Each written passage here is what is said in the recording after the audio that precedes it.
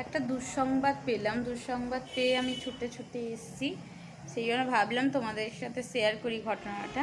আমাদের বিল্ডিংয়ের নিচে ব্যাংকের পাশে একটা গরু মরে পড়ে আছে।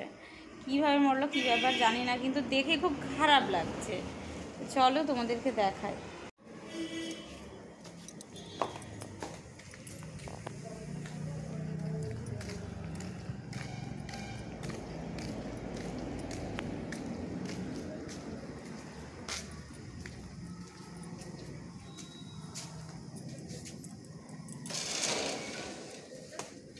খুবই গন্ধ হচ্ছে।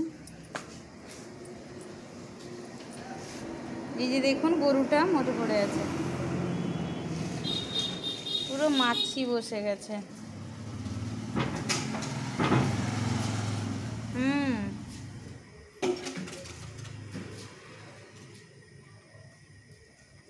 দেখে খুব খারাপ লাগলো।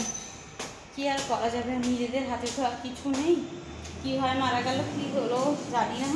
এখন ফেলার বন্দোবস্ত হচ্ছে, তো কিছু লোককে ঠিক করা হয়েছিল, তো ওরা এখন বলছে ওই গরুটা ফেলে মাটিতে পুঁতে দেওয়ার জন্য। না হলে তো কুকুর শেয়াল, মানে এমনি ফেলে দিয়ে এলে তো কুকুর শেয়াল ছিঁড়ে খাবে, তো সেটা তো একদম ভালো দেখায় না না।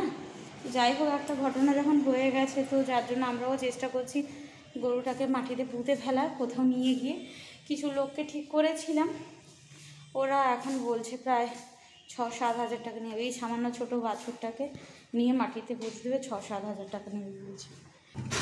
অবাক করা বিষয় হচ্ছে, যাদের গরু তাদের একটিবারের জন্য খোঁজ নেই যে গরুটা পশু রাখে, পশু প্রতিপালন করে, কিন্তু এইভাবে মানুষ কি করে পারে আমি জানি না। যেহেতু অন্য কিছু প্রাণী হতো আলাদা কথা, একটা গরু যে যার নিশ্চয়ই ঘরে পোষ মানিয়েছে, রাস্তায় নিশ্চয়ই এরা ঘুরে বেরোয় না। আর কি বলার আছে, সবাই ভালো থেকো, নিজেদের পশু পাখিদের একটু সাবধানে রেখো।